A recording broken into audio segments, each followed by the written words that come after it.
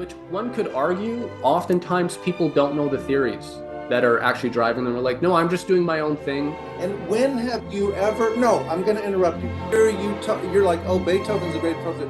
When do you ever defend experimentalism for its own sake? Okay. I never. I think the sparring is great. I mean, and I think that that is a sign of health.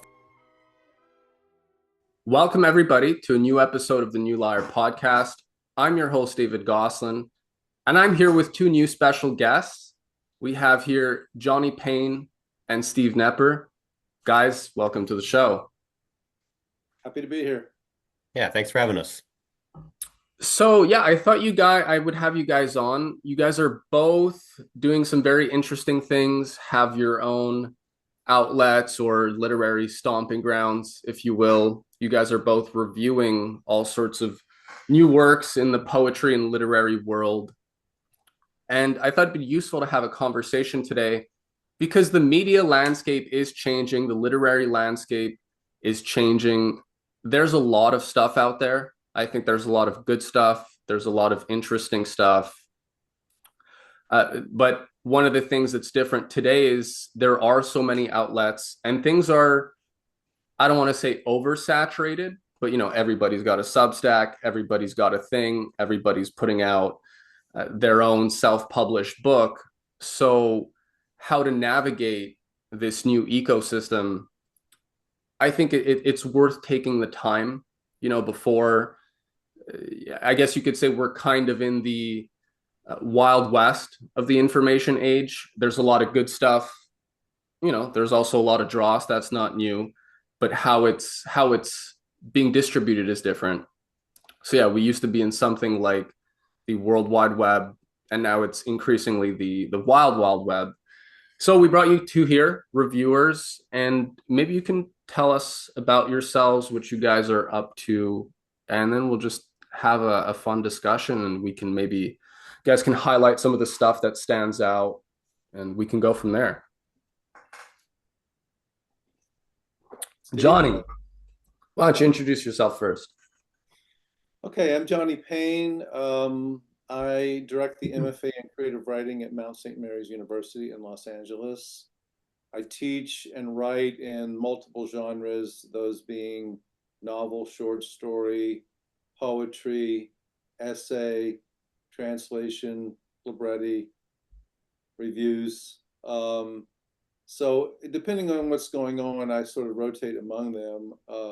I was fortunate enough to be tapped by a decade-old publication of politics and economics and culture, Marion West, Young Guys on the Make, 330-somethings, and me. And I was asked to edit their arts section specifically for poetry, which really pleased me because most political magazines do not lead with saying, we really need more poetry in our magazine. And I've really got a robust worldwide selection of poets who are sending me quality stuff, partly predicated on the fact that I created, as it were, 10 theses that I posted on our Duosoma page, telling them what I did and did not want, because I didn't want just a kind of garden variety flow of poetry coming in, and I wanted to be a kind of self-recognition among the poets. And that has not only helped to kind of vet the poetry, pre-vet it, but it has also created a readership among the poets themselves, reading each other's work. And I feel like there's kind of a dialogue going on among the poetry. I feel like a magazine can't do everything. You know this, David. You have a very specific focus on your magazine, what you do and don't do. Probably I learned from that. And so I feel like it's good that we have this kind of somewhat tight focus that lets me get the best of one segment of what's going on in poetry. It is very eclectic, but it's not just anything goes. And then second, I call them essay reviews because some of them are quite in depth and can be fairly long, others are short. But what I have been trying to do, rather than just say, buy this book, don't buy this book, or this is good, this is bad, what I'm doing is using each of the essays to trace the history of lyric poetry in the West and to some extent in the East as well. So that means that each of my essays is teaching a general readership of politics about some tenets of poetry and helping them understand what quality in poetry is and what poetry's for and what poetry can and can't do. That has culminated in a book of essays just accepted by LSU Press, which I didn't originally have in mind. I really had nothing in mind, but as I started to write, I realized I was writing towards something, Mm. and that has been very satisfying to me.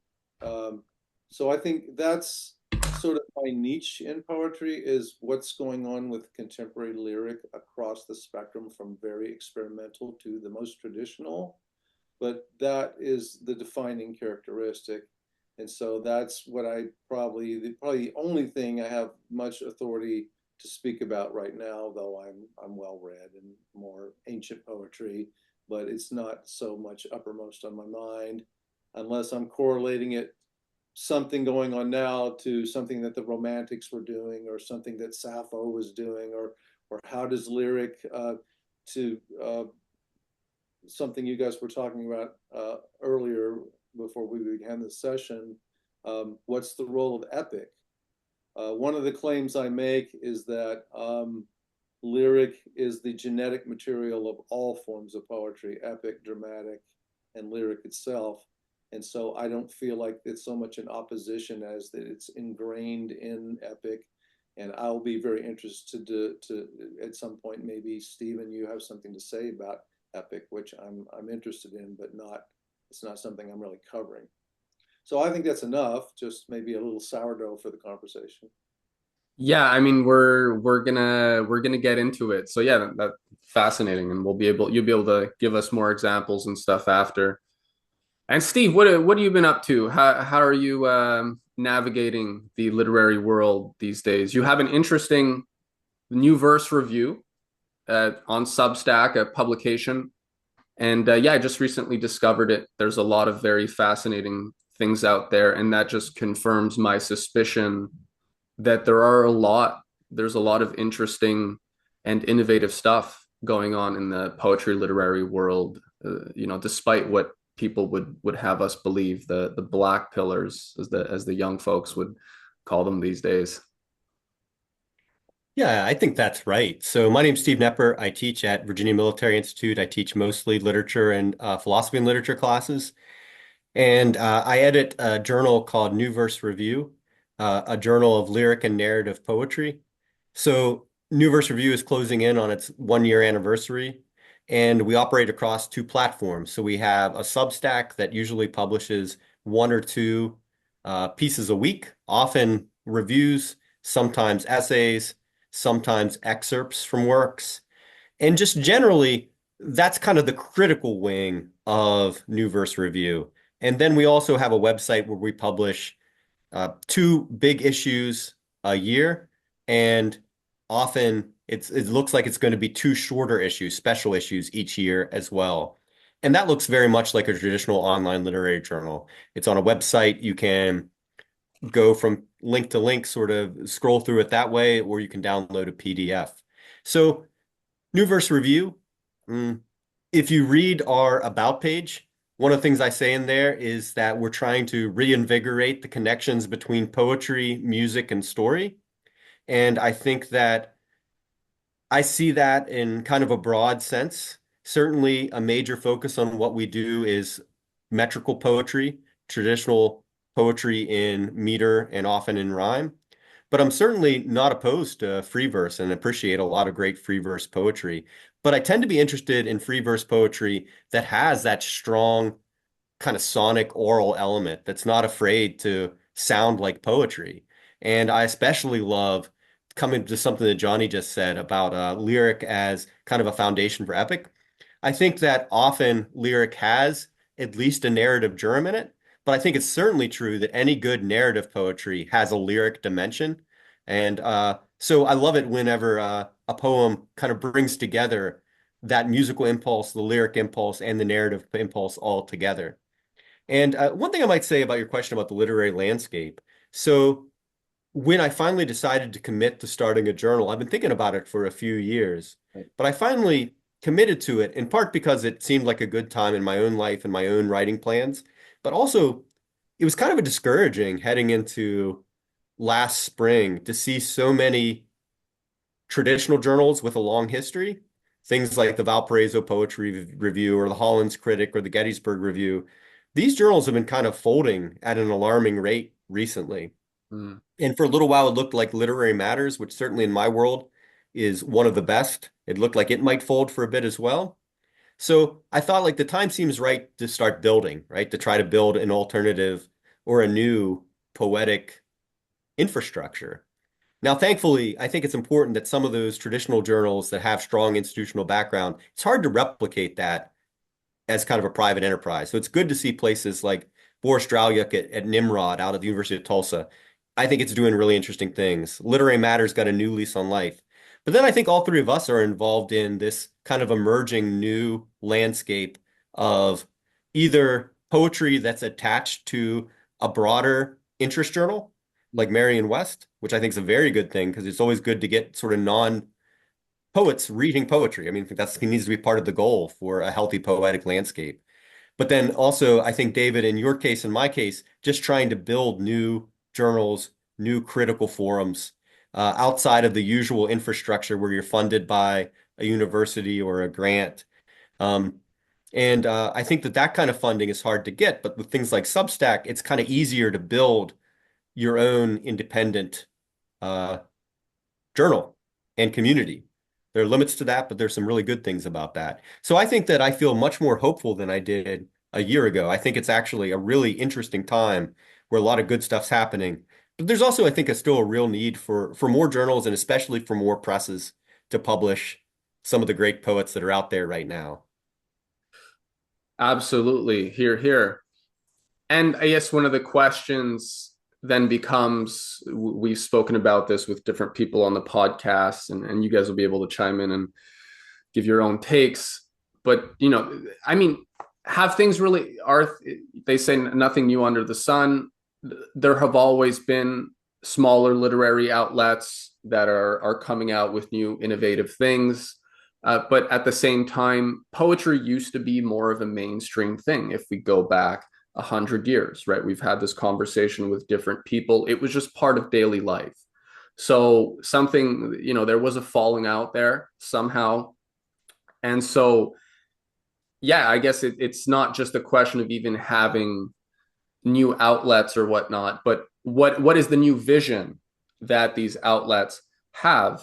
And so, Steve, in your case, you had this great article, right? The Monumentalist Manifesto, right? Because we do want to give people examples and maybe a bit of some excerpts just to whet people's beaks and give them a sense of the ideas floating out there.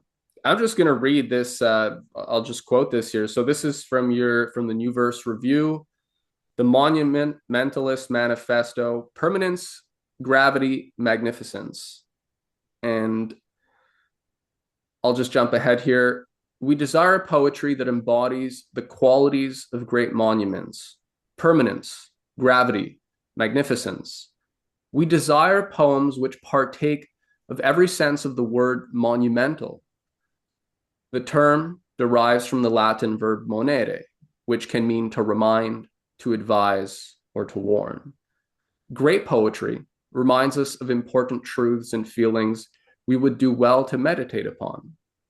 It advises us, often by example, more than by direct statement, of how we ought to think, act, and live.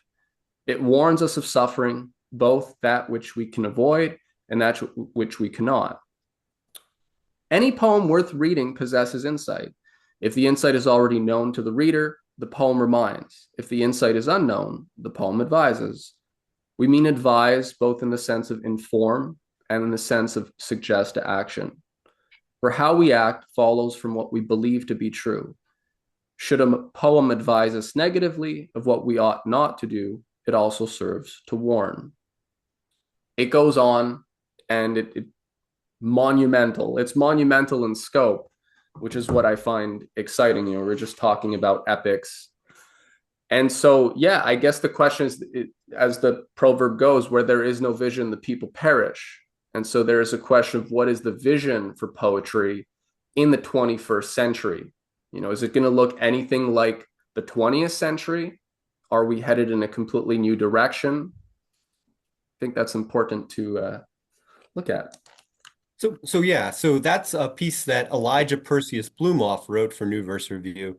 So I think it's important to specify those aren't my words, those are his. And he's a really fascinating guy. You talk about this new landscape of poetry. Part of that certainly is poetry podcasts as well.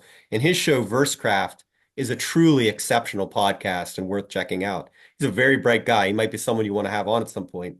And certainly I don't agree wholesale with what Elijah's up to in that piece.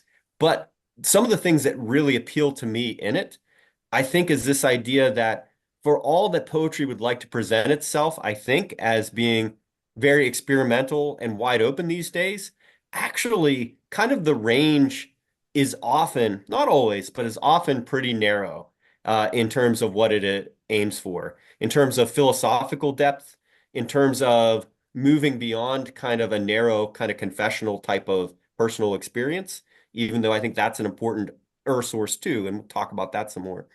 But the thing I really like about that piece and another piece that Elijah wrote for us called The Iron Lyre, which is about the relationship between heavy metal music and poetry, Right. is one thing I see him calling us to do is to open up our sense of what the literary antecedents might be for good poetry.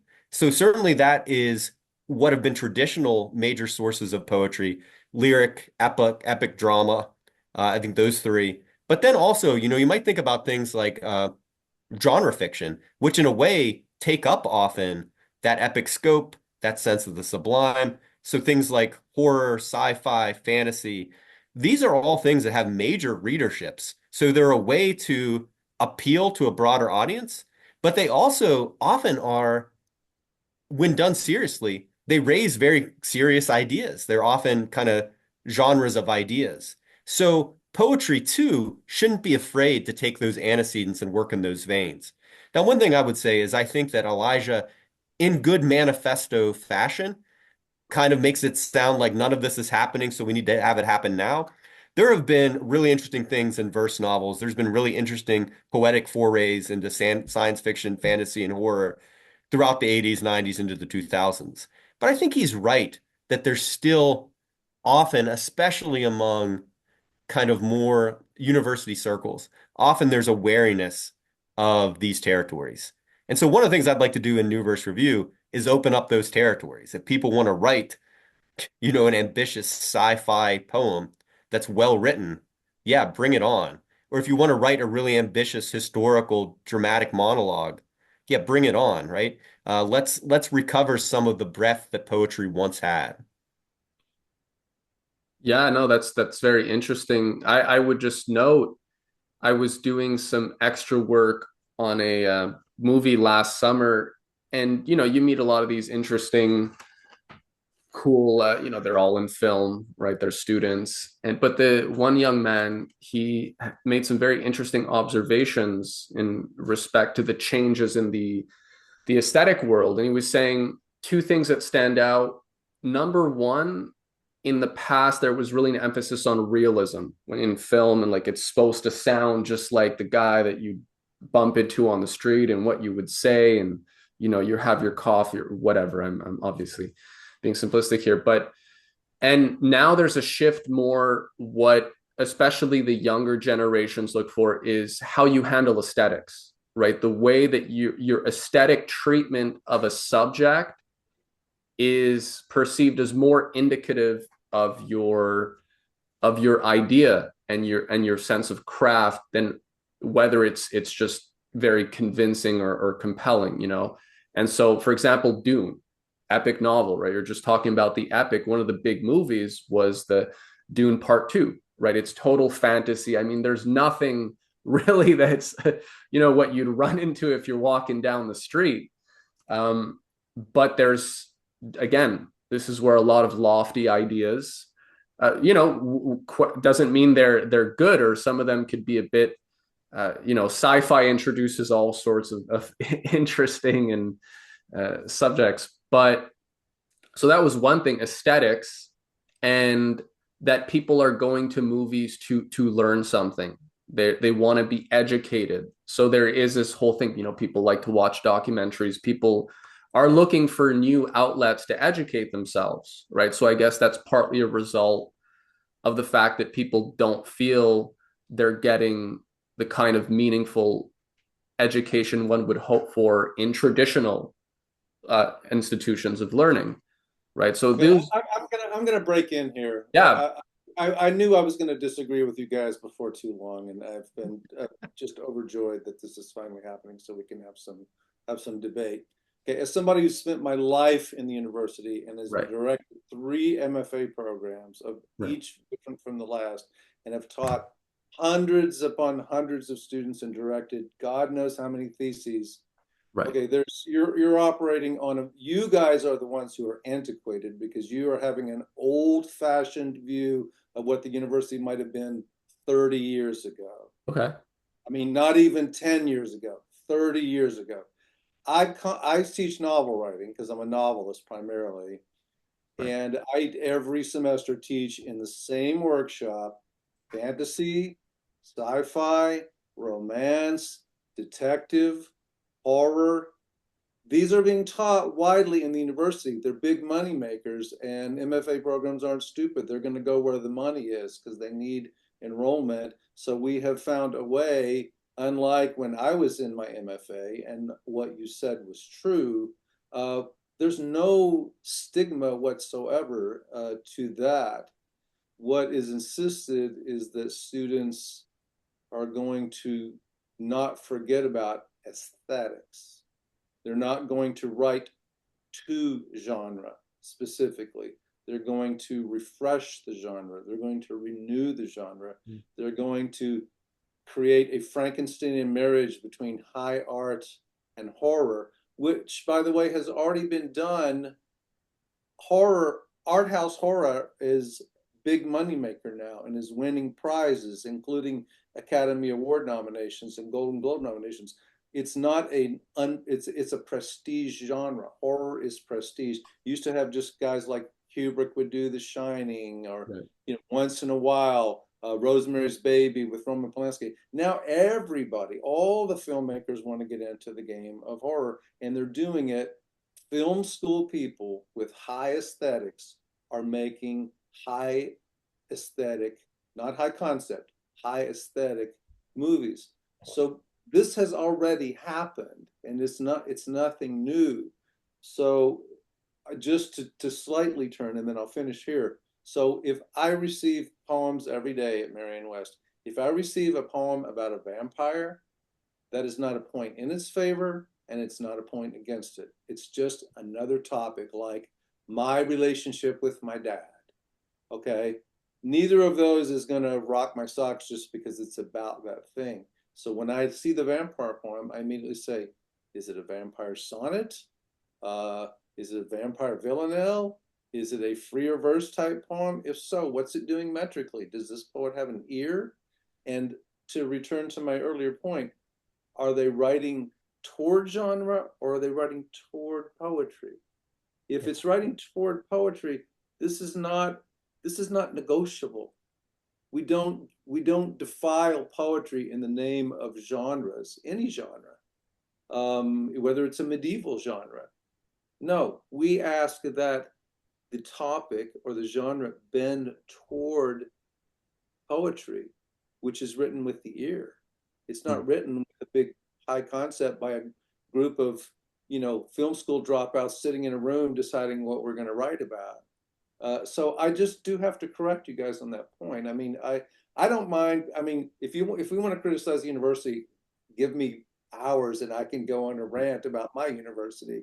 I don't care. But I feel like these tropes are trotted out to sort of create a straw man, and let's at least talk about what's actually going on Okay, well, in let me ask you. So, what the is changing? Number one, but number two, I'd also, if you're describing young people then there's already there. That's often where a lot of the No, no. change happens. So They could be in their 20s or their 60s. okay, I from across Okay. the spectrum. This is not a youth phenomenon. This okay. is I have people in their 60s writing sci-fi, and I have people in their 20s writing sci-fi. Well, I mean, I'm not, contesting that sci-fi is a popular brand. I don't think it ever went away. But more, are there not changes? Are there not? I'm noticing changes when I talk to people. They seem to be noticing, and maybe it's not due. I'm Okay. not trying to reduce it to So what is it doing. I'll try to be brief here because I don't want to take up all the time. No, this is Since I was in listening mode for a while, I'll just say this, and maybe this will be helpful. What I think is happening, to go back to Steve's and your thing, first thing about this manifesto. I love manifestos. I don't ever write manifestos, and I'm not a manifesto person, but I like to read manifestos all the way back to the Dadaists and the Surrealists. right. And these make great things happen. So what I believe happens is happening now. I think it's happened before, but I think it's happening in a more concerted way. Is we are finding a series of fiefdoms. Each manifesto establishes a fiefdom. Fiefdoms are not eternal. Somebody's going to attack your fiefdom and absorb it or throw the turrets down, right? So those fiefdoms are helpful in sort of focusing a group of poets on a particular way of doing things and Hmm. delimiting and saying we don't want to just be oatmeal. We want to be something specific. And then there's a kind of rebelliousness and energy. And I think right now what I'm seeing, and I'll be interested to know what you and Steve are saying, is in my arts section, I am receiving poetry from these different fiefdoms that I think are doing really interesting stuff. It's not like an all-out war like when language poetry came along and the new formalists went up against them. It's not shields and swords exactly, but I do believe that there's some interesting fiefdoms that are enriching. But I also feel like within those fiefdoms, there's a lot of crossover. Like I find even in a single book, because I've been reviewing entire books, a certain poet will write a crown of sonnets, and they'll just assume something really kinky and experimental that, like, how is this even in the same book? But I love that. I love that the poets are versatile and that they don't have a dogmatic commitment to one specific way of writing. Now, not everybody's doing that, but the ones I'm seeing, I think the biggest surprise for me when I started out on this Marion West journey is I wasn't expecting to find that in so many books. And is it the university? Is it the fiefdoms? Or is this happening at poetry slams? I don't know where the locus of it is, but I do think this kind of fiefdom thing is very alive and well and is very healthy for poetry right now. Steve, get in there. I mean, I could rail for a while. Get in there. Yeah, and I certainly defer to the.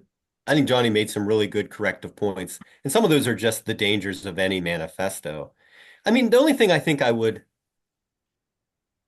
at least turn it around as a question again. I wouldn't say double down because I really, I don't feel certain about this. And one of my points I wanted to make about Elijah's manifesto is that this kind of poetry is more out there than he's letting on. But I do think that it's true that whereas genre fiction has taken off in novels and in film, I think you'd be hard pressed in a lot of poetry journals to find a story about anything over a page long that doesn't refer that is clearly not about the poet's own persona in some way. I mean, I think that that kind of longer form narrative poetry is less common. There are places that will publish it, but I think it's less common in a lot of journals, and especially the sort of tastemaker journals. And I think that's what I took as one of Elijah's points that, okay, there's this real health in kind of high art genre in these other areas, but poetry still seems to be a place where there's less of it, at least in outside of certain fiefdoms. I like that idea of fiefdoms. One other thing I would say is that I would even maybe go a little bit farther, and I think that there is less combativeness in general around questions of form than there were even a decade ago with a lot of poets, right? You can still find people on both sides. You can find editors who will never read a poem that scans regularly. And you can certainly find, a certain type of formalist poet who thinks that all free verse is just, uh, a travesty, or that even any kind of substitutions in form are to be avoided. Um, and there might be a place for that kind of formalist poetry at points. But what interests me is that I think there are a lot more poets that are interested in, yeah, and just sort of experimenting with sound. And that comes back to what I think has been missing in a lot of poetry. I think a rediscovery of the ear in a lot of poets, I think, is compelling. Hmm. I would a little anecdote here, just to further qualify our, what is changing or what's developing. What you just said about, I guess, we've used the expression diary entries masquerading as prose, right? There's a lot of self-referential writing. It's supposed to be creative. It's supposed to be creative fiction, but at the end of the day, it's largely autobiographical. It's just creative nonfiction. I was in a creative writing class, one of the only writing classes I ever took. And it was fun and I liked it. And I wouldn't mind just for the hell of it. I don't think there's anything wrong with taking such a course, but it was remarkable that it was an intensive course. We were just like 15 students. We each had to write 3 short stories and then you workshop it. It was really fun.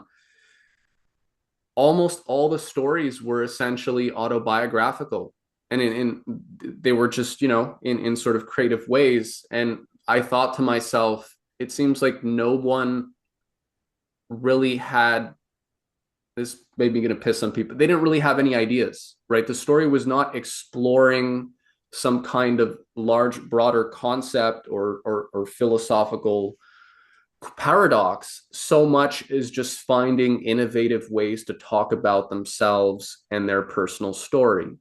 And obviously, me saying that is going to upset people. What's wrong with being self-referential? What's wrong with talking about yourself? But it's like, well, what's wrong with, aspiring to bold and lofty visions and having ideas and throwing out, literature is supposed to challenge, the prejudices of a society, the biases. And if you're just talking about yourself and your experiences, your pain, right? A lot of people are just they're emoting with their grief. And I guess there's this obsession with like finding a cathartic release. And it's like maybe literature, sure, there's catharsis, and people love to talk about Aristotle's Poetics and how important catharsis is. But maybe literature, number one, is not the best form of catharsis. Like sometimes you still need therapy, you still need other things. That literature is not going to fix it. And I just got the impression that people were trying to fix themselves or just wallow in the grief through the art, through the literature. And I thought that was a bit disturbing. It was also interesting, and I'm obviously I'm throwing out a bit of a polemic at this point, but that was real. I was in a class of like 15 people, and I stuck out. I did I all my stories. I had a story about it was a post-nuclear fallout world, and the sky was polluted with a radioactive cloud, and a kid was trying to rediscover authentic poetry, and everybody's poetry was sort of colored by the cloud. And another one was about cannibalism in the suburbs, just a suburban community, and but they're cannibals, but they seem very nice and they celebrate life in a very eclectic way. So people were like, who is this guy, right? But in my mind, that's fiction. You're exploring ideas, they're thought experiments. You're playing out different visions. What would happen, what if? And I didn't see so much of that what if, or what would happen if da da da da. So I feel that has changed. There is a change there where it's less, fiction is becoming less, it's maybe a bit less self-referential, right? There's a hunger to sort of deal with meaty or lofty or epic ideas in a way that would have maybe have been seen as pretentious or kind of dated or archaic. I could be wrong, but hey. You know what? This may be anathema to you, but I think one of the best things that happened was about 40 years ago, post-structuralism and postmodernism and the fracturing of the self, the self-referentiality, the idea that where there was no stable I, broke open that whole conversation, and we're now recouping maybe the fragments of postmodernism because as a philosophical movement, it's kind of dead or a little bit passe, but lessons are learned from that, and we're seeing the benefits of not assuming that there is a self that it can just be referred to unproblematically. I'm seeing that in the poetry all over the place. The John Stuart Mill, you go back to the 19th century, the I, the overheard I, which was thought of as like the stable entity, derived, from the Romantics who were writing around that time or before that time. And all of that through modernism, which is not David's favorite word, and postmodernism, that all of that ran riot over all of that smug complacency, beginning with writers like T.S. Eliot and Ezra Pound, whose work I still find value in. And I feel like we're seeing a less reactive version of that that's not necessarily ideologically fueled, doesn't have a big agenda, but they're saying, as you're saying, I can't just talk about myself.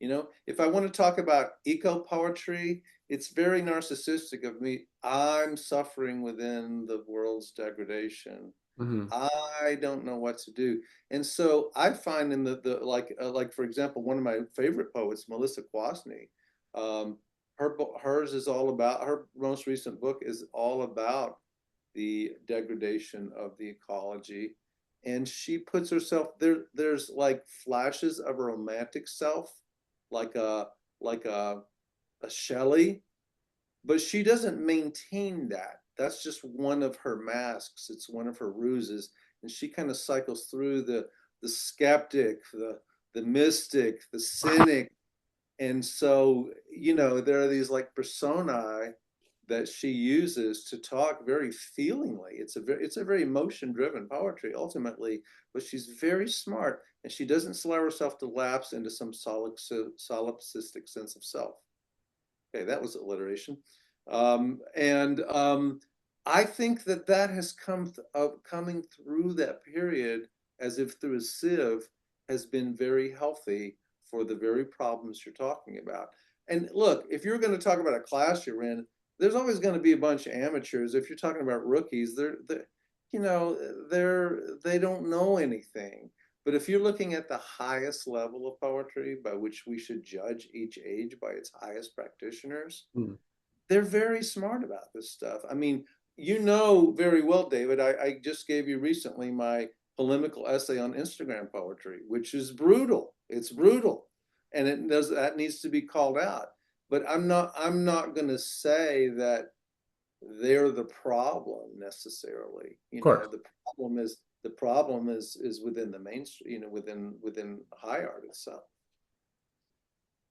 So I don't know. I agree with you ultimately that there's a change, but the change didn't just happen by itself. The change came through a literary historical process, and we're living the sort of after effects of a very heady half century of quarrelsome, debate and of those turrets being knocked down. I think we're in a quieter period of poetics where you can sort of do what you want, but there are we are the inheritors of that quarrel. I like that. Yeah, I do too. I was just going to say that last point, I think, is my sense of the lay of land. And I want to be careful not to say it. I'm superstitious enough to think that we might be able to like manifest a great poetry war out of saying the wrong thing, the hopeful thing. But when I do look back to in the 80s and 90s, like the new formalism, right, which certainly part of my own poetic legacy comes out of that. But just how kind of embattled on both sides that was. and how I don't think that's good for art, right? Because it kind of prevents you from experimenting beyond your camp or beyond your fiefdom. Expect, if you go into another fiefdom and you get attacked and you aren't able to get back into your own because you're a traitor, right? Then you're going to stay in your fiefdom. And I think there's less of that now, and I think that can be healthy. I mean, a poet that I'm going to check out the poet that you just recommended, but one that I quite like is Amit Majmudar, who is he was a poet laureate of Ohio for a while. Really prolific poet. Translated the Bhagavad Gita as well as a novelist. But he just released this book of essays called The Great Game: Essays on Poetics, and Hmm. he has this passage in here that I really like and reminds me of Johnny's point about the ear. Uh, So he says it's a warning against making too much of any one approach or concept when we study or practice literature, even play. So this essay is on the importance of sort of thinking about play in poetry. Play is not the only thing that makes literature what it is. The opposite of play, though, unmakes literature all the time. The opposite of play is plod. Plodding prose, plodding thought, rhythmless life stuff you can't step to. That's plod, and it's what poets strive instinctively to avoid. Um, I think that's I love that passage. I think that is one way of getting at my own aesthetic, right? Uh, Avoid the ploddingness, look for something that has a liveliness in both sound and thought. Right. Uh, I think that's a good measure. And you know what? Yeah, I love your word play, Steve, because that is the way you stay focused and not fall into bland eclecticism, which we also don't want. That's the oatmeal I was talking about. But it's that sense of play that keep people sharp and focused and Mhm. moving from fiefdom to fiefdom to continue our metaphor and being fearless, but not just being promiscuous to a point where they have no developed aesthetic. So this play concept is golden. Yeah, and just one kind of like really concrete example of that. Again, in my sort of little world of more metrical poetry, I think it's interesting to see how many people are experimenting with alliterative verse and trying to make that sound contemporary. I think that's kind of an interesting thing, right? And that's a kind of a playful thing. Uh, yeah, I think it's good to have some of that to broaden the sense of practices at your disposal. By the way, so we are going to link it for this post after, so people, once they've heard the conversation, they'll be able, you guys can send me a few links and where you want to direct people. Yeah, yeah. I just finished writing an introductory essay for a new translation I did of a poem by Schiller to a young friend as he dedicates himself to philosophy.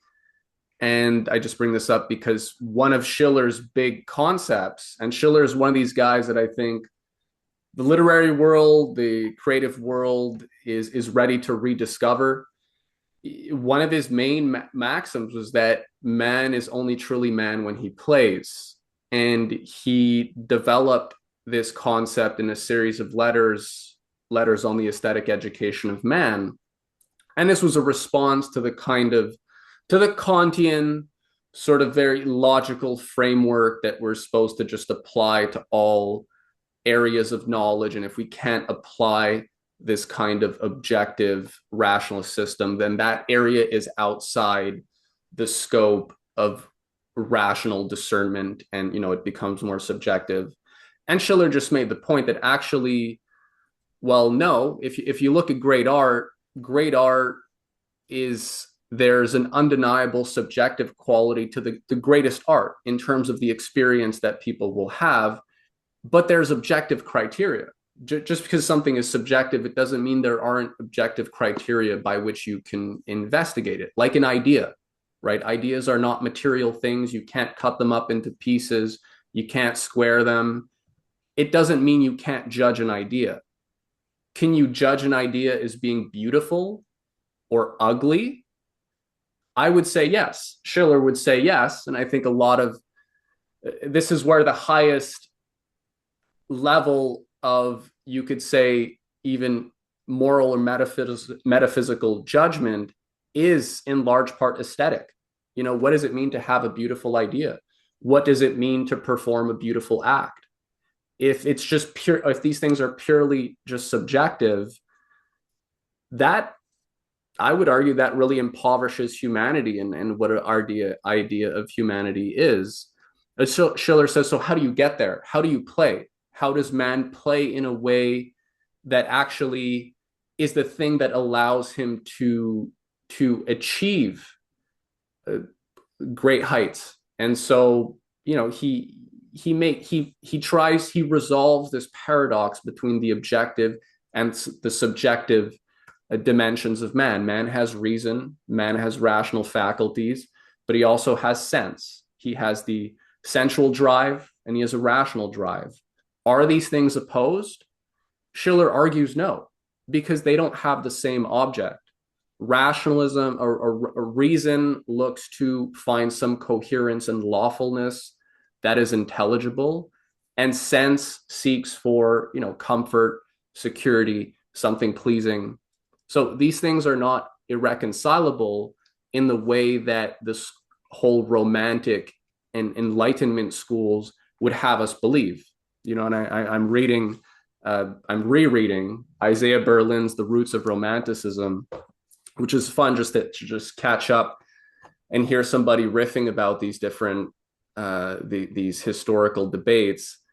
But yeah, I'd say play is actually at the highest philosophical level, or you can't really ascend to the highest philosophical level without, or metaphysical, without this spirit of play.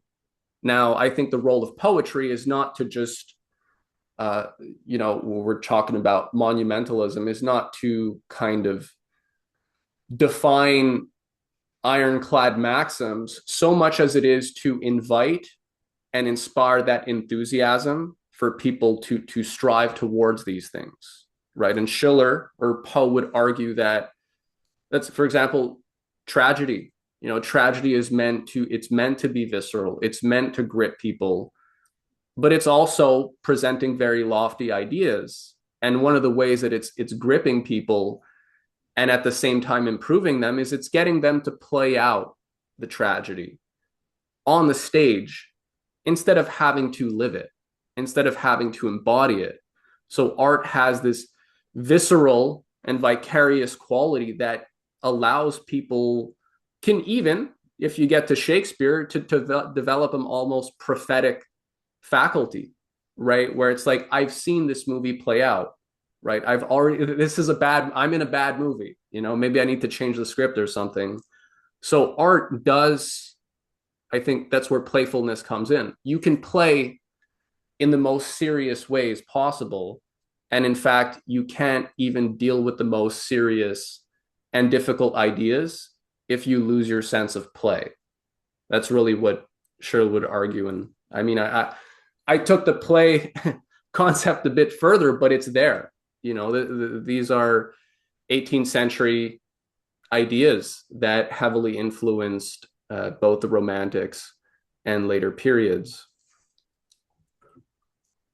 I mean, I love the Romantics, and I swear by them, and I think that they're in as much in currency among contemporary poets as anyone. Where I think I tend to agree with you, especially when you get onto Schiller, is that art lives in history. I know you love the idea of timelessness, but for me, art lives in, and literary history is part of human history. It's not exempt. It's not a special realm that's exempt from the dynamic movement of human history. I'm not calling it like Marxist dialectical or anything. I'm just saying it lives within history and it changes and it responds to the history around it. And we cannot, like, we can't just plunk down Schiller's poetry in front of a bunch of, you know, adolescents and say that's all you need to know, because he didn't have all the answers. He had some answers for his time, some of which are transferable to now, but it's not like he has the little black book of philosophical truth that can't be gainsaid in any way. I feel like precisely these periods of renewal and rejection are important, that that even if people, let's say even if poets now want to go back to Schiller, they can't do it in the same way that somebody writing 100 years ago could do. Too much literary history has happened, and they would simply seem naive throwbacks Right. if that's all that they wanted to do. We can't ignore modernism. We can't ignore postmodernism.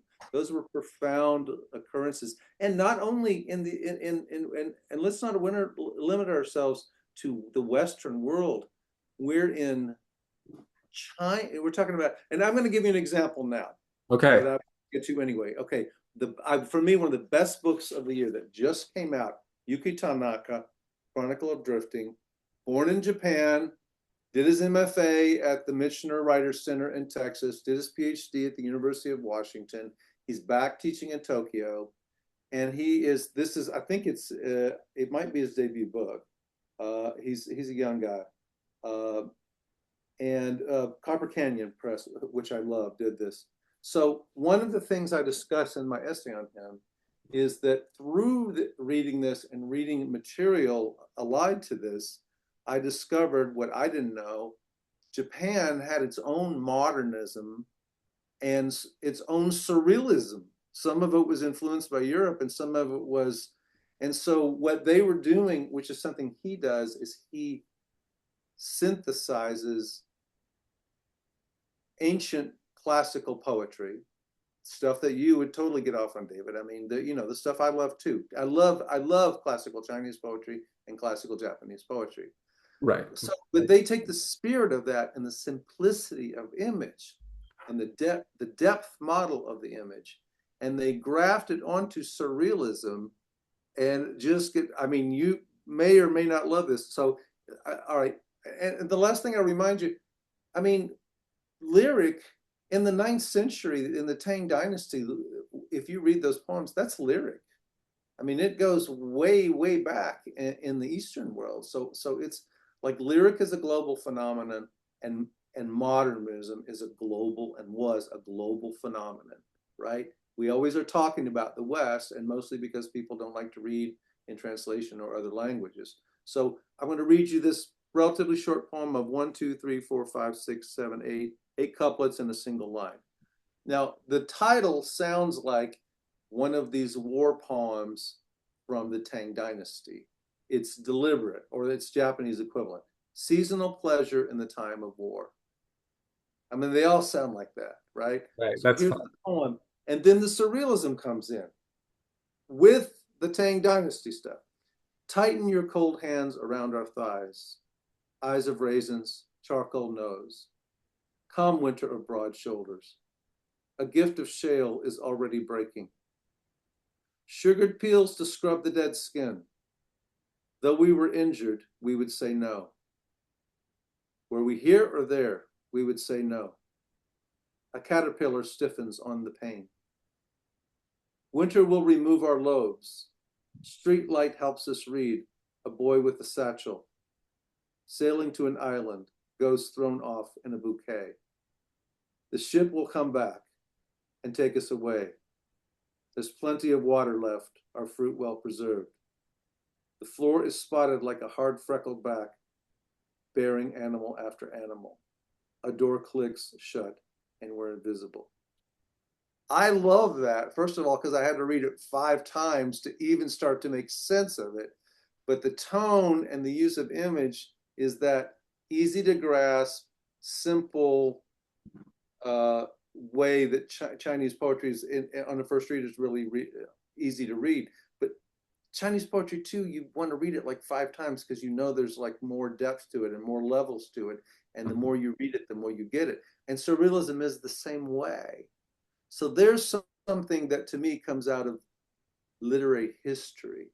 We can't just say go back to the Tang Dynasty and all the answers are there. We needed surrealism to intervene. We desperately needed its manifesto and its punkishness and its prankish qualities and its fuck you qualities, and that enriched poetry. And a poet of today like Yuki Tanaka can take both of those and put them together and come up with something that's completely just like blows my mind. And the whole book's like that. So And just to elaborate, because again, if people were hearing it for the first time, how are you thinking about the poem specifically, right? So you're just saying because you read it 5 times and da da da. Without, we don't need to do a full. We're not doing like this isn't a close reading, but if you had to say something in terms of what, yeah, how you were thinking about the poem or what it brought to mind for you, yeah, right? let me get back to it. Unfortunately, my page slipped out, but I can say easily, even without going back to the Yeah. poem, there is a sense of somebody who's like shipwrecked and they are disoriented. This is my reading of the poem, and they are trying. Maybe there actually was a scene of war. Maybe they're just dehydrated and delusional, and imagining a scene of something that is feels like the trauma of war. And so you get these disjointed images that to me start to coalesce into a landscape, like in a cubist painting or something, or a Mhm. kind of modernist painting you would think of, like Jean Miro or something. And then it all starts to seem very simply like there's where the I emerges after the readings. You don't have an I in your face saying, "Oh, I'm shipwrecked and I'm going to die," or something like that. Mhm. The sense of human presence is there through the voice, but to actually have what we would think of as a person inhabiting the poem is very deliberately elusive, because he wants us to just dwell on the particular images of this very surreal landscape that I think it's basically a shipwreck. Right. No, it's interesting. And I mean, yeah, that imagistic spirit is there, right? It's alive and well, which I think is cool. I mean, there's definitely yeah, there's so much you can do with it. I'm gonna do something. I'm gonna allow Steve if he wants to chime in. I'm gonna read your own stuff after Johnny, so that just give people a sense of your own stuff that we've published, which I think will be cool. But Steve, you were taught as we've been discussing question of sound and you know rhythm. So do you maybe want to read us something that has stands out in terms of what you've published of late, what you're enjoying, right? At the end of the day, we're this is about what are people enjoying and what do they think is worth giving one's attention to, given that there is so much stuff out there. Yeah, I wasn't quite ready for that, so I might punt until after you read some of Johnny's. But Yeah, on the yeah, sure, question sure. of So of of tradition and contemporary versus older literature, I mean, I still find a lot of value in Eliot's tradition and the individual talent, at least uh, understood in maybe my idiosyncratic way. Because I think that one of the things that writers need to do is they need to read their contemporaries, but they also need to read widely in older literature, and I would say eclectically as well. Um, okay. because I think that it is a way in which that's going to sort of shape a sensibility and shape a sense of what's possible. But then it's in the sort of the strange alchemy of all that reading and the present moment and the author and their circumstance and what they're trying to do that all those come out as something that's a new creation and not just sort of a return to an older model or a rehashing of the old. And then I love Eliot's point that a work of literature that really does that, it does not only sort of adds to a lineage of literature, it almost kind of reinterprets and changes everything that comes before. Because we read things both ways. We read things through the lens of like new literature, looking back on the old, and old literature certainly sort of shapes the new. I mean, there's intermediation there. I do think that a lot of, understandably, a lot of young writers tend to read mostly contemporary writers because I mean they're trying to sort of understand what's going on now. They might be worried about trying to uh, publish, right? And trying to think about, okay, what's the kind of thing that's going to get me published? But I do think that there's a sign of maturity in reading more older literature too. And by that, I would mean not just going back to Schiller or ancient Chinese poetry, though you should read both of those.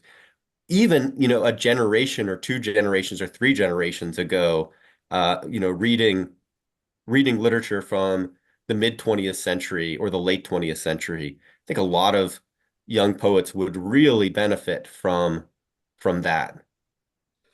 In my own work as a poet, I noticed that the temptation at first to read only poets trying to do what you'd like to do.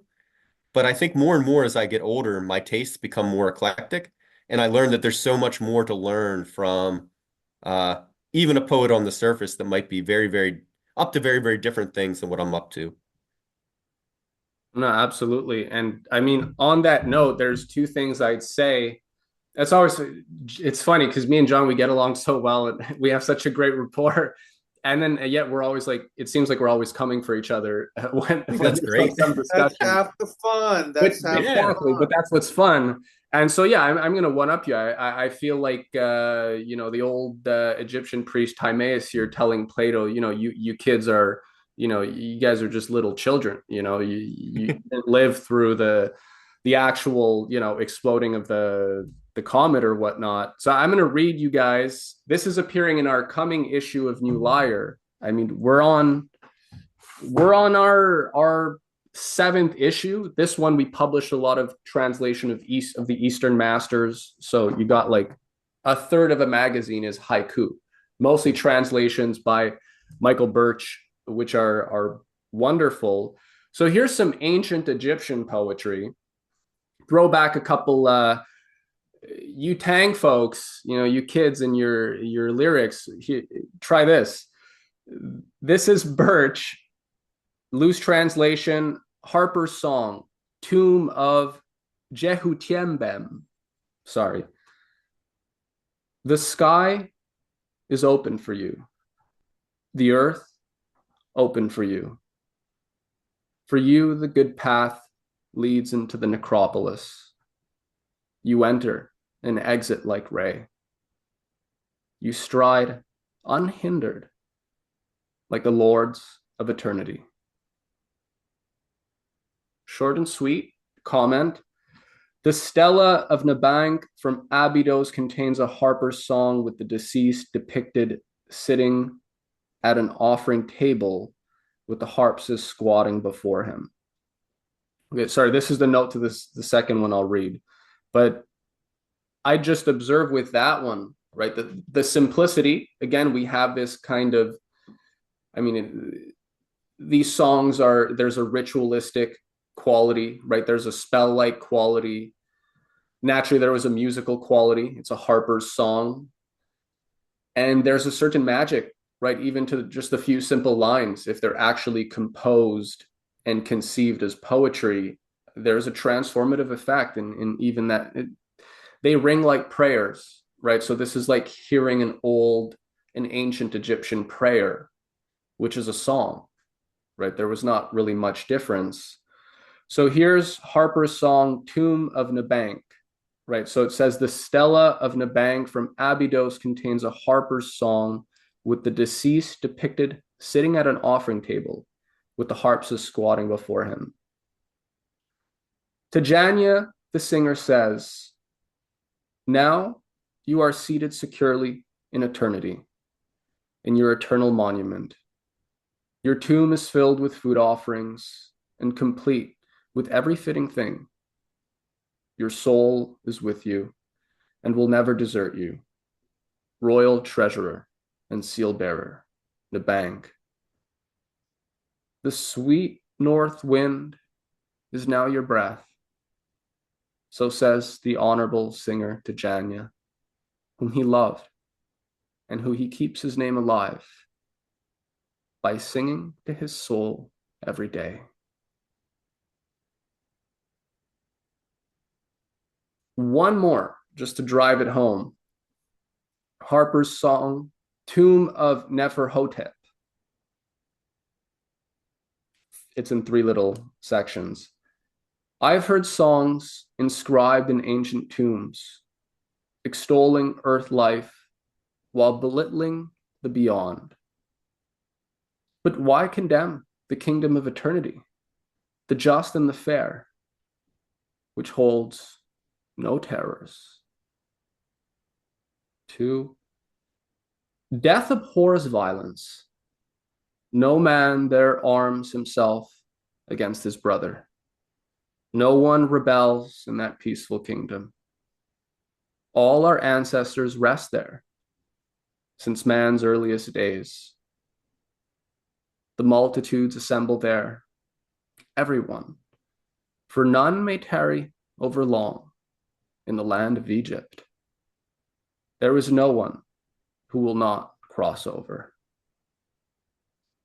And the concluding, earth life is no more than the span of a dream, but fair welcomes are given when one reaches the west. In what do we disagree? That's beautiful. But No, we're not disagreeing. This is beautiful. I was just one-upping. No, I'm kidding. But because Steve was also just talking about anchoring our interaction and embrace of the moment, of the present, of our times with, if you will, with old literature, older literature. In this case, we can say some of the oldest literature. And that has, the irony is it has a rejuvenating effect, right? So this whole idea that there's some kind of quarrel, some stuffy quarrel over what's going to get us where, is the old can't get us to the new, or the new can't get us to the old, right? To second you, Johnny, I think these are just paradoxes that need to be resolved with a higher and often more nuanced conception. I'm coming from Nicholas of Cusa talks about the coincidence of opposites, and the coincidence of opposites. He's writing during the period we now know as the Renaissance. He was a Catholic cardinal. He was a mathematician. He was a philosopher. The coincidence of opposites isn't some Hegelian synthesis where it's like Coke or Pepsi. Now we just have Coke Pepsi, right? Just mix your Pepsi and Coke, which is unfortunately a lot of the more lazy intellectual work happens at that level, right? It's like, oh, we're just doing a synthesis. JD Vance now wants to synthesize the techno populists with with the tech bros with the populists, whatever. And those are lame syntheses, if you will. They're not creative. So yeah, I think the old and the new, there's no quarrel. It's how we think about it. It's our method. It's our approach. And that does require discernment, which Plato categorizes as the highest of the divine virtues. Can we parse through what's what without just getting lost and, getting beaten down with all sorts of information in the information age, right? Are we just going to drown in it, or are we going to learn how to swim and sort of create our own floating fiefdoms, if we will, to build on your metaphor, Johnny? And the last thing I'd say, just as a concept on that, the Greeks had a word for everything we're talking about right now, right? It's called Kairos, right? So Kairos is timelessness crashing into time, right? You have time is just chronos, right? You have chronological time. And obviously you have the eternal, you have the transcendent, but then you have Kairos where the two collide. So you have moments of Kairos in history, you have moments of Kairos in art, where everything really comes together in new, unexpected, and timeless ways, right? That shift the landscape permanently rather than just being, just some mere little flash or something, or a fad, right? Or a fetish, or whatever. So I don't mean, think this is all something these, maybe you could write an essay about.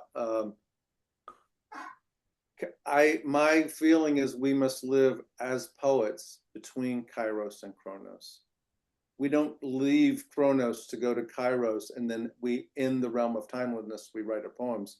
No, we're settling between Kairos and Chronos to get that done. There's no other way. And then my second part of that is, in a reference to your swimming in the ocean, is into our earlier conversation, is how many surrealists does it take to screw in a light bulb? Any guesses? I mean, I just heard a screwing the light bulb joke 2 days ago, so I'm trying to see if I can. No, I don't know the answer. The answer is dolphin. Dolphin. Fair enough. Yeah.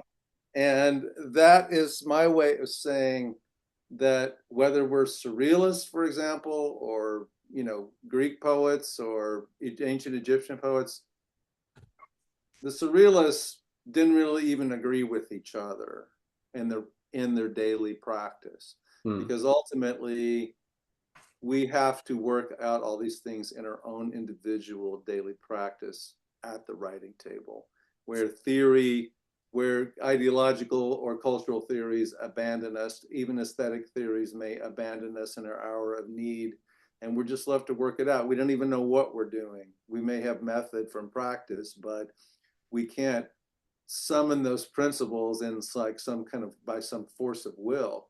So I mean, I think that to me goes with the thing of shuttling between Kairos and Chronos. Like you got to come down to earth and be in the messiness of that.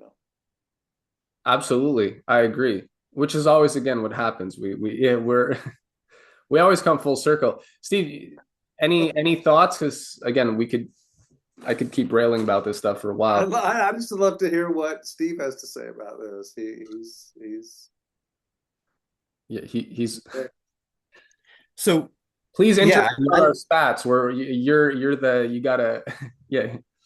no, I'm I'm a not saying both and he's got his own point of view.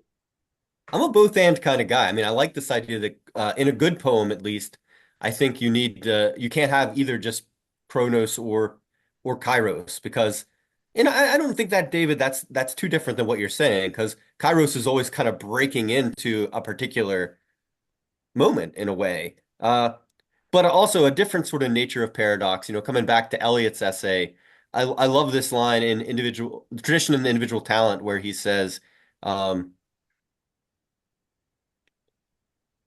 We shall often find that not only the best, but the most individual parts of his work may be those in which the dead poets, his ancestors, assert their immortality most vigorously. And I do not mean the impressionable period of adolescence, but the period of full maturity. And I think this idea that maybe we can bridge that and say that often I think the best poets that speak to the now, the present, it will sound very original, but when you look at it closely, you can hear the way in which uh, an older perspective, an older sensibility is shaping their very timeliness. Um, Mm. I also maybe you invited me to read a poem from New Verse Review.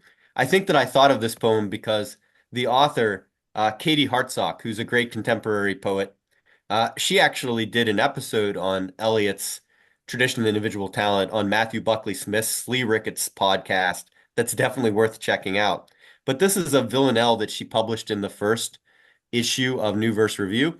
And I tend not to love villanelles. I think that they're rare when they're very good, but I thought this was a truly good one. Uh, so this is called Tussive. And maybe it's just because I have young kids that this poem really resonated. When we cough, cough together in the night, his hand finds mine and radiates like moss. The nightlight radios another life, flickering. Childhood is a construction site, and it will not hold without the nail that's lost when we cough, cough together in the night. Does he want me to sing the merry song? He might, except my voice doesn't sound like it usually does. The nightlight radios a mother's life. Most villagers have quit for other shires, the basement office, some realm beyond our raucous cough, cough, coughing together in the night. In the lonely chiaroscuro of flying kites inside our chests, our hearths of sore throat fuzz, the nightlight radios an ordered life. But we are heroes crusted in carbonite, or desert sheriffs testing our own laws. When we cough, cough together in the nightlight radios some other life. Mm, that's nice. I like how you get so much expansiveness into a relatively short poem. It feels bigger than it is physically on the page. Yeah, and I think that's what struck me about Katie's Villanelle there is that the Villanelle, because of the repetition, it can often feel like it's sort of going in circles, but she manages to give this a very expansive feel. Uh, I think that's part of what makes it a real artistic accomplishment.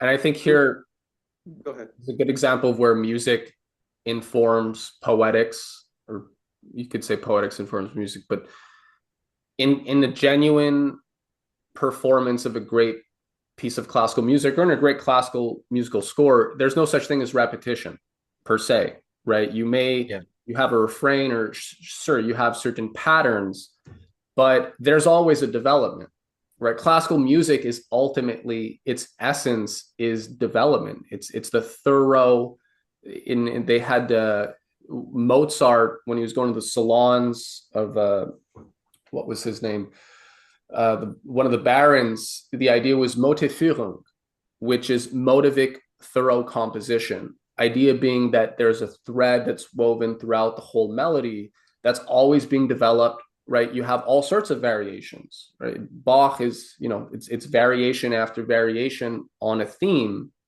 These are some of the most memorable compositions that have ever been conceived. And sure, there's certain patterns that repeat, certain sounds that repeat, but ultimately that's all subsumed within a sense of a higher order of development. And I think that's ultimately, when I look at a poem, I'm often looking for that. There's I'm looking for how the poem is developing its theme and how it's revisiting it, returning to it, kind of like a sonata, right? Statement, restatement.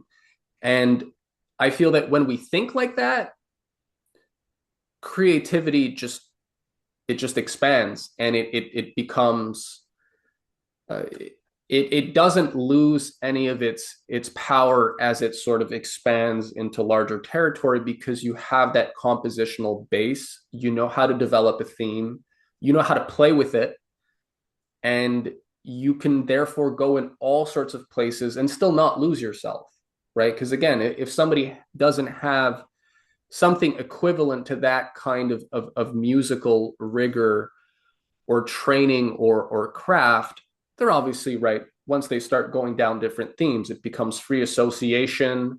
Oh, I had this dream and I had that dream. And no, your dreams don't always have some deeper meaning or some, like, occult thing that you have to just figure it all out and bring it back together. Sometimes there's free associations. That's part of how the mind works. So if we start to, it's easy to mistake that. And I think in modern art, that did become a fallacy, where free association was just like, hey, what's wrong with that? But I think the question is, well, no, if you have a poetical idea, how do you develop it? And truth be told, it's not much different than how any of the great, most timeless classical composers develop their musical themes. It's actually, and in that sense, it's kind of simple.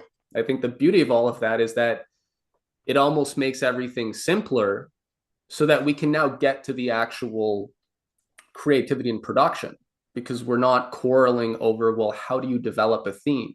There's a way to develop a theme. If you either know how to do it or you don't, right? You can start mishmashing things and say, well, look, I developed a theme, but it's like, no, that's not you. There's some training. However, why does classical music have to be the musical model for this analogy? I mean, why can't modern jazz? I just saw an incredible Haitian jazz group 2 nights ago who blew my mind. Mm. I mean, there's a lot more digression and improvisation in that, and the cultural fusion. So it's a lot messier. But these guys, many of whom had won Grammys and such in this quintet, were very highly structured, but not in a measure by measure way. That's what I say about poetry. I personally want poetry that's more broken. It's more like, even a sonnet. I want to see you breaking the sonnet a little bit. I don't want to see measure for measure, because that's going to be boring. The sonnet has lasted because I call it a clever little machine. It's been taken apart, it's been smashed, it always comes back together, it always maintains its integrity as a sonnet, and it has welcomed the most radical experience with what we think of can be a sonnet. So I do appreciate what you're saying about classical music, but I think classical music is a little too regular, unless you're going to talk about Arnold Schoenberg or somebody like that. that it doesn't really challenge the poet in any way. If anything, uh, that could lead to a very predictable kind of poetry, because there's Right. great the great model of Beethoven or whatever. Yeah, no, I mean, I know what you mean, but actually, I think there are some misconceptions there. I just throw one out. Beethoven could improvise probably better than anybody else. And so there is this argument that jazz is more spontaneous, improvisational, and whatnot. But actually, these classical composers could improvise like nobody's business because they had that base. And I think one could observe that a lot of the more famous modern musicians, whether it's in jazz or some of the more experimental stuff, a lot of them had a foundation in classical composition and classical training. And it's rare that you'll see any of these guys really uh, do something truly lasting and innovative, and at the same time innovative without that foundation, because it's a universal thing. I think people get hung up on like we've all been, you know, we've had this idea that there's the 19th century, there's the 18th century, there's 19th century romantics, there's the 18th century classics, and there's this. And you have to think of this music in terms of that period and that music. And that's why I'm saying, as I've said before, I think it all comes down to method and approach. And when we sort of zoom out like that and we start thinking about, well, what is this person's method? What is this person's approach? And again, subjective and objective. Is there a way to evaluate the question of method? I would say that, yeah, unless we can judge and evaluate, doesn't mean it's perfect. Or, I'm not saying I'm some, infallible judge here, but you should be able to judge and compare different kinds of methods and approaches. That's the essence of Plato as well, the dialogue. He's not saying believe this, believe that. Socrates is saying, well, how'd you get there? Walk me through this. And that's where you can start to ask questions like, well, why did you take that turn there? Or why did you make that decision? And it's through that dialogue that we'll see, okay, what is the guiding principle or theory that's sort of animating the person, which one could argue oftentimes people don't know the theories that are actually driving them. They're like, no, I'm just doing my own thing, and da-da-da. And then you find out, well, no, that you're keying off these theories, which you say you don't have. And that's often what a lot of the Socratic art is about. It's just bringing to light the fact that, hey, there's really two kinds of people, right? Everybody, there aren't really, we could say, new ideas. There are, but let's say nothing new under the sun. The difference is some people know. I vehemently disagree with what you're saying. That there per are no se, new ideas. but hang That's on. bullshit. Per se. I don't care. Wait. Why does it always go back to Plato? It's just a bait and switch.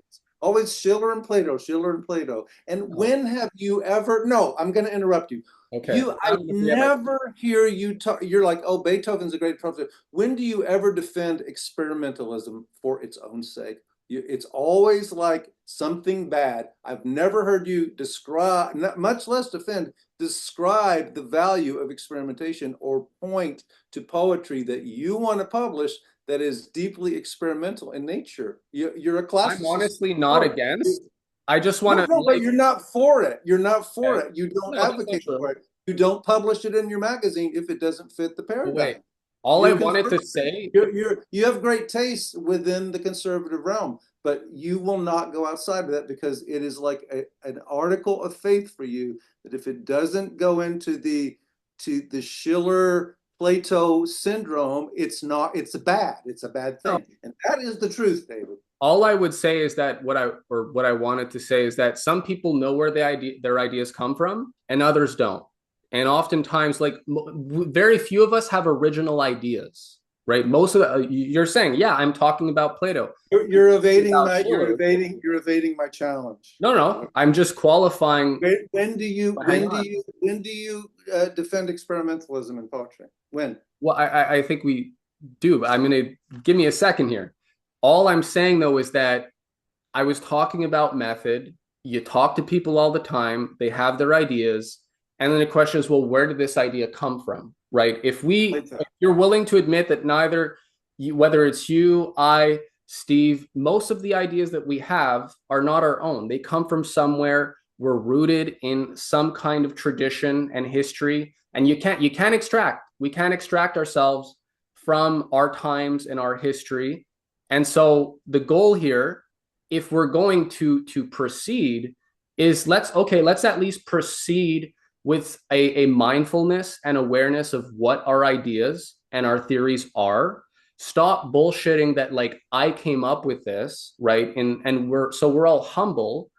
And then it becomes more interesting because the question of creativity, I mean, if you look at ancient Greece, which I think is a good standard, that's why I use it. I can use other standards and I will. But you don't. But you Okay, don't. okay, but Thank God you at least read an Egyptian poem today. I almost fell over in my chair. I mean, come on. I What, mean, get off for a minute of Plato and he hasn't classical. read, folks, he hasn't read that many issues of New Liar. Oh That's all yes, I I can have. tell I've read you. them all. I've read them all. If that's the case, then you'd know that what you said is not correct. But no, I would say experiments. I like experiments, but I don't think experiments. That doesn't mean you can't just write a traditional sonnet. The idea that you can't experiment with the sonnet without uh, cutting it up. You can reimagine it, right? The English sonnet is different. The Spenserian sonnet is different from the Petrarchan sonnet. It's different from the Shakespearean sonnet. Nobody's saying you can't innovate, but they're all still bounded. The invariant is that they're all bounded by a certain musical compositional principle. And so how you reimagine that, sure, but the sonnet still develops with a series of quatrains and a couplet. And how you get there and the poetical idea that you experiment with, sure, but the idea that you need to like add an extra line to the sonnet to make it experimental, that I disagree with. Like I Did just you I know that Shakespeare wrote 15-line sonnets and 16-line sonnets? no, but that's okay. But I'm saying that you need to do that in order to experiment. I think that's not true. That's not what experimentation means in my view. And I think we've imbibed like 20th century experimental where there's a lot of this like year zero French Revolution style, like we're just gonna start from scratch. And then you find out that like, well, no, those ideas of like purgative violence or this or that, they've also been done before. They're I'm not not new. advocating that. I'm not saying No, but I'm saying that you're often that's a reductio ad absurdum. the By people taking it to no, extreme, you're ridiculing the idea by taking to this most extreme manifestation. I no, but just I'm said saying you could I didn't even say what experimentalism would be, and you're going like some kind of anarchist poetry anarchism. I'm not talking no, about that's that. okay. No, I get it, Johnny. I don't. We're again, we get along very well, which is the irony here. But We're Steve, mixing it up as we should, isn't that what this is for? sorry. Isn't this why we're here? I mean, No, to this is talk about fun. No, discrepant ideas. this is actually what this is always what it's like actually with most people. I like to spar, right? And I think especially in art times, this is where the ideas come from, right? If people can't spar and be friends and have a good time, it's like, well, that's actually the problem because then you just get the fiefdoms and you get the warlords and people just become savage and brutal and creativity suffers. So I guess that's kind of the center of gravity for me is what will allow the dialogue and the poetic dialogue to flourish. And yeah, Johnny, you can keep sending me. I mean, I'm not. Where are you, Steve? Where are you on this experimentation question? Am I crazy when you can experiment with a sonnet without adding lines or this is just an example, but I don't see the two ideas as mutually exclusive. Yeah, first of all, I think the sparring is great. I mean, and I think that that is a sign of health, right? Whenever you can spar about things. And I think it's good for poetic health. Um, yeah, and I think that's different than the fiefdoms warring with each other, right? Because there's a real dialogue that's going on. Uh, yeah, I mean, I guess I see. experimentation can be lazy. Writing to form can be lazy. Um, I think experimentation can be really interesting and compelling. I think writing to received forms can be really interesting and compelling. I think that if you're one that pursues the experimental route, the question you have to ask yourself is, am I doing this because of compelling vision, or am I doing this because this is easier, because I've actually relaxed the rules of the game to some extent? If you are someone that's writing to a received form, you've got to ask yourself, am I writing this line because it's a compelling line, or am I trying to get enough syllables to finish out a line? Right? I mean, there are some dangers to both of these things.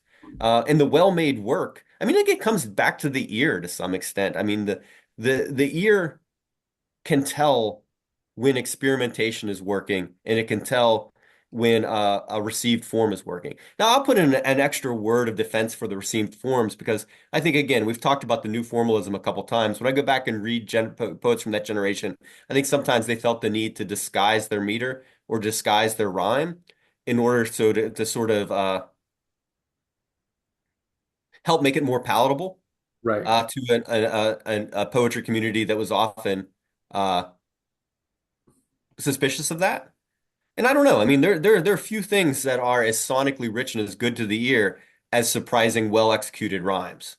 So, I mean, I'd want to sort of defend the fact that there can be something, especially when it's done in contemporary language, like Katie Hartsock, who also can be quite an experimental poet. But that villanelle I read is a pretty standard villanelle, right? But what the excitement of that is the contemporary language and the surprising imagery. So yeah, I think that I've definitely published experimental stuff. I know that probably some of my stricter formalist friends have not liked that. Uh, but I've also, both write and publish a lot of things that are in regular meter and uh, received forms that I think are well executed.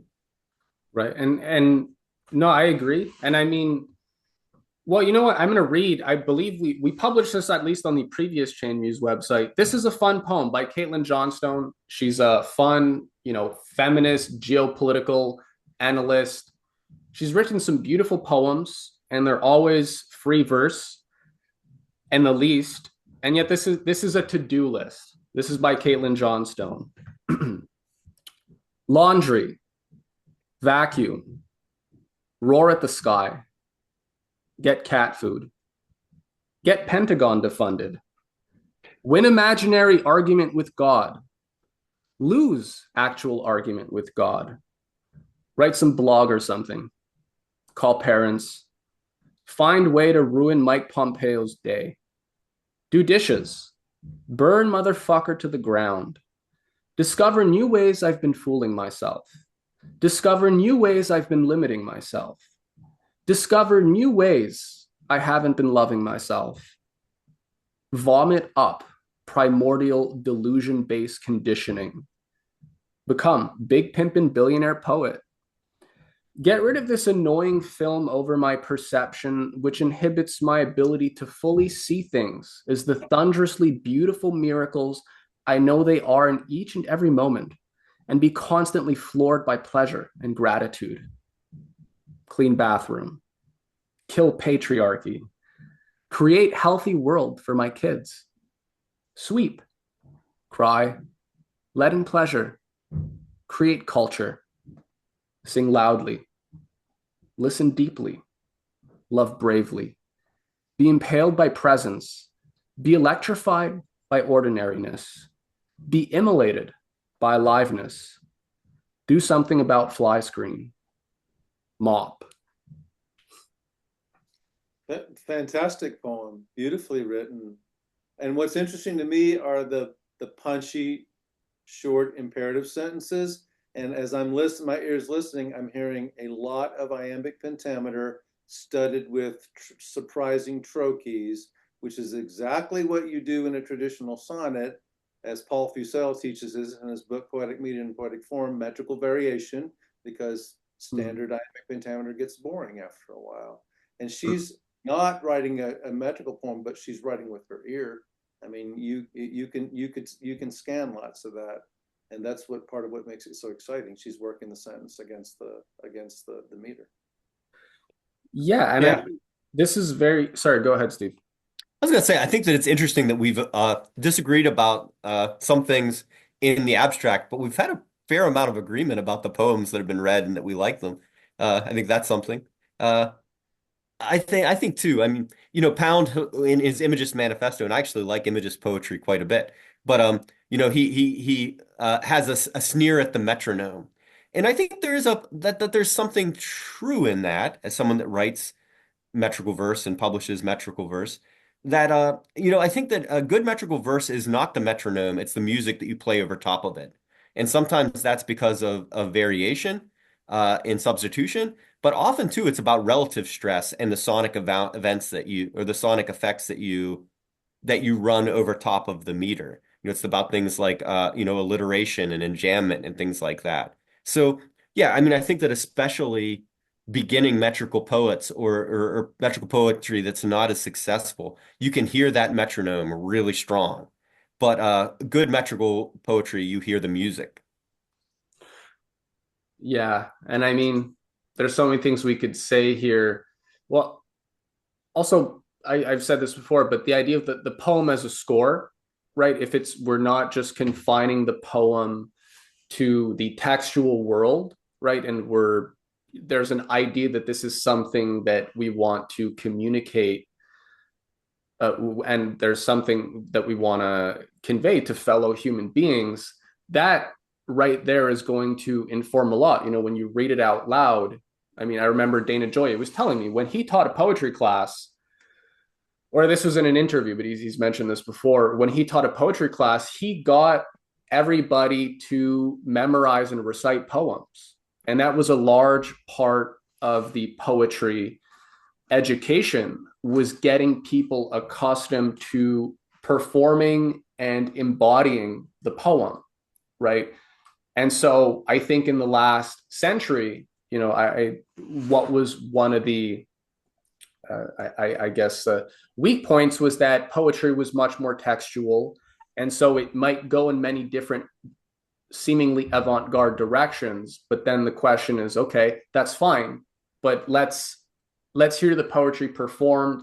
Let's hear you communicate with the audience, and I think that's where certain of these timeless musical principles kind of like they just come back, right? And so in Caitlin's poem, there's a refrain, right? There's still this musical quality of variation that carries the poem forward. It's not just that, right? But I think it helps that in a lot of her more effective poems, she's created this setup where she can do these very beautiful and these very original or unexpected variations, but it works because her mind is still thinking musically, right? You can tell that when these ideas came to her, they came in almost like a musical way, right? You heard something and she just went with it and she kept going, and the momentum just builds. So I think when you have music, as you say, that it channels things, and it yeah. I think as editors, we're all three of us are all editors. I think it's important to have standards, and our standards may vary, but to also be voracious. Every day, I'm just looking for a great poem to come in, one that just, and I don't even know why sometimes, but I read it 2 or 3 times, and I'm liking it better every time. And then only later do I understand what it was that I enjoyed about that poem. Mm.